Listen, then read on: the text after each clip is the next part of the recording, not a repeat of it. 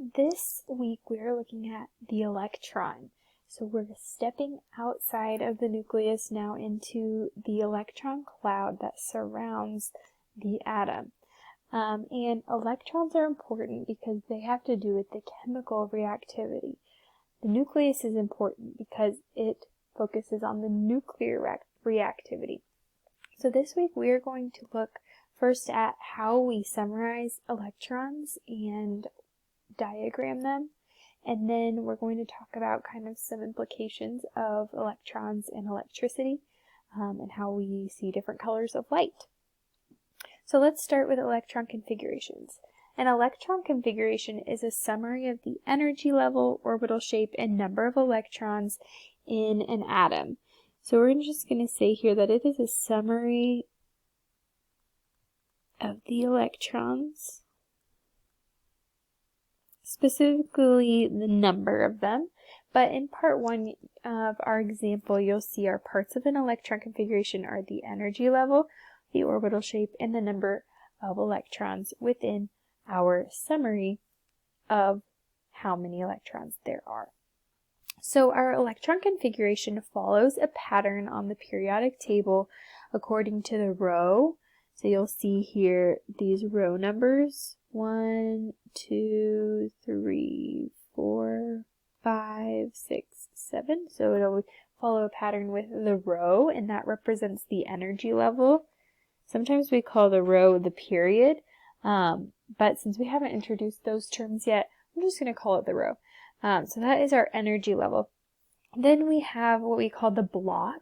So we have our S block, P block, D block, and F block. The S block is the first two columns. The P block is the next 6. You can see these chunked, and then the next 10 in the middle are the D block, and the F block is the 14 across, those 2 rows at the bottom. Okay, so those are our different blocks. That represents the orbital shape of where our electrons are kind of floating around inside of this cloud. And then the number of electrons within that particular shape has to do with the columns. So our S block can hold 2 electrons because it has 2 columns. The P block, if you count, has 1, 2, 3, 4, 5, 6 columns. It can hold 6. D has 10 and F 14. So this relates to the column. Okay, so when we're talking about the energy level or the row that our electrons are in, this actually corresponds to the ring in which our electrons are being held. So if I write N equals 1, that means my first energy level. N equals 2, that's my second ring. That corresponds to our second row of the periodic table. In our third ring, N equals 3, that corresponds to the third energy level or the third row of the periodic table. Just kind of breaking down the meaning of an electron configuration, or that summary of the electrons. And then finally the block S is shaped like a sphere. That means the electrons move around within the sphere shape if they're in the S block. Electrons in the P block, they float around in a dumbbell shape. You can see it kind of looks like a figure 8 or a dumbbell. The D block kind of looks like a clover, 4 different lobes. And then our F block, it's getting a little bit more 3-dimensional. This is, I kind of like to call it the flower shape. So our electrons will move around within a particular shape based on the block that it's in on the periodic table. So that is what our electron configuration is telling us about the electrons, and it's always going to add up the total number of electrons within the particular element we're looking at. You can also write kind of a shorthand version of the electron configuration. I'm going to define that here in a moment after we do a little practice with electron configurations. So first we're going to do complete electron configurations. And the way that we follow this pattern is we just start with the row. So we've got 1, and then the block that we're in, S, and then how many electrons over we're going to count. Now helium is the only one that's not in its correct row because it has some properties that are similar to these elements over here, which is why it is moved over to the right side. However, it is part of this S block. If you want to visualize it here and forget that it exists over here, now we have a true block of S, 2 columns that are 7 deep. So this would be our first row, S block 2 over. That is our 1s2. And you'll notice that's how every electron configuration starts, because that's where the first 2 electrons will always be located. Then it goes to the next level, 2. And again, we're in the S block. We're going to go over 2. So there's our 2s2 label. Continuing like you're reading a book from left to right, now we hit the P block, but we're still in the second energy level. So this is 2p, and we're going to fill all of these electrons 6. And the last 2 electrons of this particular atom are in the energy level 3, S block, and it's the second one in. So our second one in is magnesium.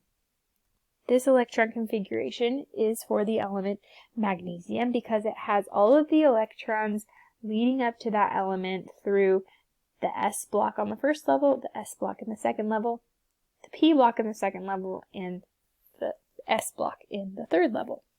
You can kind of think of it as like a mailing address for each element. You follow the pattern from the top left and work your way left to right and down the periodic table until you reach your element. Let's look at these other 2 that are complete, and then we'll take a look at this shorthand method where we have kind of an element in brackets followed by some more electron configuration. So let's continue our process. I'm actually going to go now. We're going to approach this a little bit differently for this one. Let's start. We already worked our way through 3s, so let's continue at 3p because all that we just did is going to be the exact same.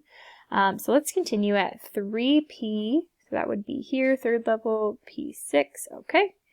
Then 4s2, and then we come to 3d6.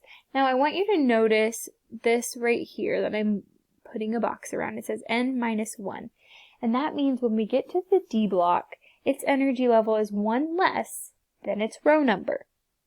I'll say that again. Its energy level is 1 less than its row number when we get to this middle block of 10. Our row number here is 4, but we need it to be 1 less, so this row is considered the 3D row. And then we can start counting them just the same as we would before, 3d6. So we need to be 1, 2, 3, 4, 5, the 6th element in. That would be iron.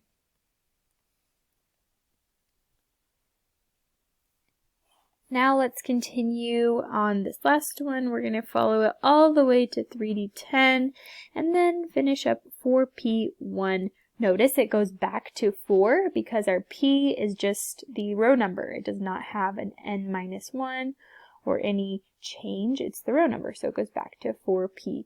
And this would be gallium, Ga.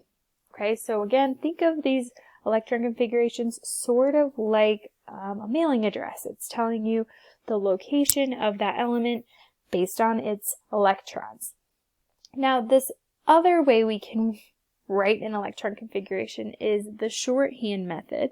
And the shorthand can be helpful when you get down to elements that are farther into the periodic table, because as you can probably already tell, it's going to get a little bit annoying writing the same pattern over and over, especially when you get to these really high count of electrons.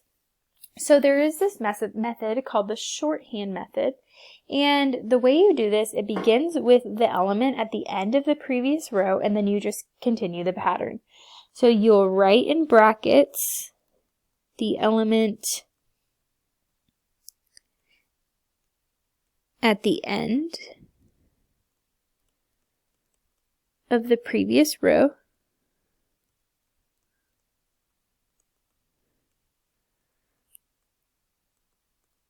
then continue. Okay. So let's try this out.